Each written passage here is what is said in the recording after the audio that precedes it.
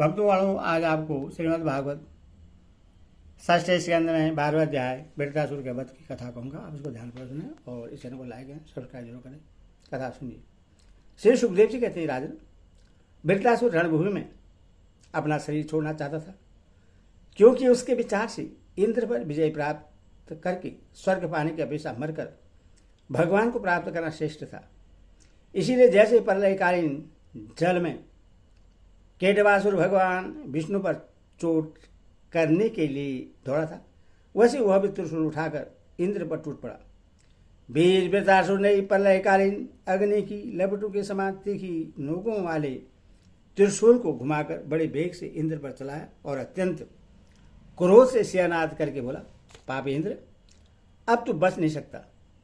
इंद्र ने यह देख कर कि वह भयंकर त्रिशूल ग्रह और उल्कास के समान चक्कर काटता हुआ आकाश में आ रहा है, किसी प्रकार की अधीरता नहीं प्रकट की और उस त्रिशूल के साथ ही वासुकी नाग के समान वृत्रासुर की विशाल भुजा अपने 100 गांठों वाले वज्र से काट डाली। एक बार कट जाने पर वृत्रासुर को बहुत क्रोध हुआ। उसने वज्रधारी इंद्र के पास जाकर उनकी टोंडी में और गजराज ऐरावत पर परीख से ऐसा प्रहार किया कि उनके हाथ से वह वज्र गिर पड़ा।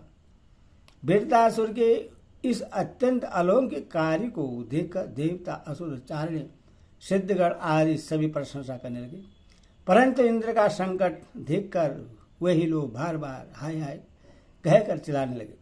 परिचित, वह वज्र इंद्र के हाथ से छूटकर वृत्रासुर के पास ही जा पड़ा था, इसीलिए लज्जित होकर इंद्र ने उससे फिर नहीं उठाया। तब वृत्रासुर ने कहा, इंद्र, तुम वज्र उठाकर अपने शत्रु को मार डालो, यह विषाद करने का समय नहीं है। देखो, सर्वज्ञ सनातन आदि पुरुष भगवान ही जगत की उत्पत्ति, स्थिति और प्रलय करने में समर्थ हैं। उनके अतिरिक्त दयाभिमानी और युद्ध के लिए उत्सुक आदातियों को सर्वदा जय ही नहीं मिलती। वे कभी जीतते हैं तो कभी हारते हैं। ये सब लोक और लोकपाल जाल में फंसे हुए पक्षियों की भांति जिसकी अधीनता में विवश होकर चेष्टा करते हैं, वह काल ही सबकी जय पराजय का कारण है। वही काल मनुष्य के मनोबल, इंद्रिय बल, शरीर बल, प्राण, जीवन और मृत्यु के रूप में स्थित है। मनुष्य उससे न जानकर जड़ शरीर को ही जय पराजय आदि कारण समझता है। इंद्र जैसे काठ की पुतली और यंत्र का हिरण न जाने वाले के हाथ में होते हैं, वैसे तुम समस्त प्राणियों को भगवान के अधीन समझो। भगवान के कृपा प्रसाद के बिना पुरुष, प्रकृति, महत्त्व, अहंकार, पंचभूत, इंद्रियां और अंतकरण चतुष्ट, ये कोई भी इस विश्व की उत्पत्ति आदि करने में समर्थ नहीं हो सकता। जिससे इस बात का पता नहीं है कि भगवान ही सबका नियंत्रण करते हैं, वही इस परतंत्र जीव को स्वतंत्र करता भोक्ता मान बैठता है। वस्तुतः स्वयं भगवान ही प्राणी के द्वारा प्राणियों की रचना और उन्हीं के द्वारा उनका सहार करते हैं। जिस प्रकार इच्छा न होने पर भी समय विपरीत होने से मनुष्य को मृत्यु और अपयश आदि प्राप्त होते हैं, वैसे समय की अनुकूलता होने पर, इच्छा न होने पर भी उससे आयु, लक्ष्मी, यश और ऐश्वर्य आदि भोग भी मिल जाते हैं। इसलिए यश, अपयश, जय पराजय, सुख दुख, जीवन मरण, इनमें से किसी एक की इच्छा अनिच्छा न रखकर सभी परिस्थितियों में समभाव से रहना चाहिए। हर शोक के वशीभूत नहीं होना चाहिए। सत्व, रज और तम, ये तीनों गुण प्रकृति के हैं, आत्मा के नहीं।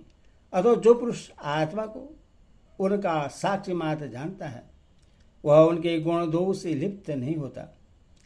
देवराज इंद्र, मुझे भी तो देखो। तुमने मेरा हाथ और शस्त्र काटकर एक प्रकार से मुझे परास्त कर दिया, फिर भी मैं तुम्हारे प्राण लेने के लिए यथाशक्ति प्रयत्न कर ही रहा हूं। यह युद्ध क्या है? एक जुए का खेल है।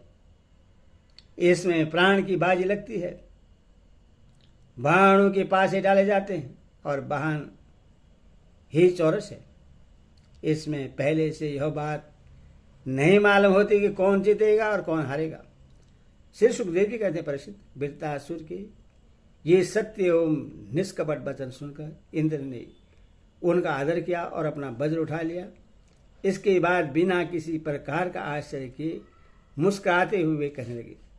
धीरा इंद्र ने कहा, अहो दानवराज, सचमुच तुम सिद्ध पुरुष हो, तभी तो तुम्हारे धैर्य, निश्चय और भगवत धाम इतना विलक्षण है। तुमने समस्त प्राणियों के सुहृदय आत्मस्वरूप जगदीश्वर की अन्य भाव से भक्ति की है। अवश्य ही तुम लोगों को मोहित करने वाली भगवान की माया को पार कर गए हो, तभी तो तुम असुरोचित भाव छोड़कर महापुरुष हो गए हो। अवश्य ही यह बड़े आश्चर्य की बात है कि तुम रजोगुणी प्रकृति की हो, तो भी विशुद्ध सत्व स्वरूप भगवान वासुदेव में तुम्हारी बुद्धि दृढ़ता से लगी हुई है। जो परम कल्याण के स्वामी भगवान श्री हरि के चरणों में प्रेममय भक्ति भाव रखता है, उससे जगत के भोगों की क्या आवश्यकता है? जो अमृत के समुद्र में विहार कर रहा है, उसे शूद्र गड्ढों के जल से प्रयोजन ही क्या हो सकता है? श्री सुखदेव जी कहते हैं, परीक्षित, इस प्रकार योद्धा में श्रेष्ठ महापराक्रमी देवराज इंद्र और वृत्तासुर धर्म का तत्व जानने की अभिलाषा से एक दूसरे के साथ बातचीत करते हुए आपस में युद्ध करने लगे। राजन, अब शत्रु शोधन वृत्तासुर ने बाएं हाथ से फौलाद का बना हुआ एक बहुत भयानक परीख उठाकर आकाश में घुमाया और उससे इंद्र पर प्रहार किया, किंतु देवराज इंद्र ने वृत्तासुर का वह परीख तथा हाथी की सूंड के समान लंबी भुजा अपने 100 गांठ वाले वज्र से एक साथ ही काट गिराई। जड़ से दोनों भुजाओं के कट जाने पर वृत्तासुर के बाएं और दाएं दोनों कंधों से खून की धारा बहने लगी। उस समय वह ऐसा जान पड़ा मानो इंद्र के वज्र की चोट से पंख कट जाने पर कोई पर्वत ही आकाश से घिरा हो। अब पैरों के चलने फिरने वाले पर्वतराज के समान अत्यंत दीर्घकाल वृत्तासुर ने अपनी ठोड़ी को धरती से और ऊपर के होंठ को स्वर्ग से लगाया और आकाश के समान गहरे मोह, सांप के समान भयावनी जीव एवं मृत्यु के समान कराल दाढ़ों से मानो त्रिलोकी को निगलता अपने पैरों की चोट से पृथ्वी को रोदता और प्रबल वेग से पर्वतों को उलटता पलटता वह इंद्र के पास आया और उन्हें उनके वाहन रावत हाथी के सहित इस प्रकार ले गया जैसे कोई परम पराक्रमी और अत्यंत बलवान अजगर हाथी को निकल जाए। प्रजापतियों और महर्षियों के साथ देवताओं ने जब देखा कि वृत्तासुर इंद्र को निकल गया, तब तो वे अत्यंत दुखी हो गए। हाय हाय, बड़ा अनर्थ हो गया, यो कहकर विलाप करने लगे। बल दैत्य का संहार करने वाले देवराज इंद्र ने महापुरुष विद्या नारायण क्वच से अपने को सुरक्षित कर रखा था और उनके पास योग माया का बल था ही, इसीलिए वृत्तासुर के निगल लेने पर उसके पेट में पहुंचकर भी वे मरे नहीं। उन्होंने अपने वज्र से उसकी कोख फाड़ डाली और उसके पेट से निकलकर बड़े वेग से उसका पर्वत शिखर के समान ऊंचा से काट डाला। सूर्यादि ग्रहों की उत्तरायण दक्षिणायन रूप गति में जितना समय लगता है, उतने दिनों में अर्थात 1 वर्ष में पृथ्वत का योग उपस्थित होने पर घूमते हुए उस तीव्र वेगशाली वज्र ने उसकी गर्दन को सब ओर से काटकर भूमि पर गिरा दिया। उस समय आकाश में धुंधविया बजने लगी।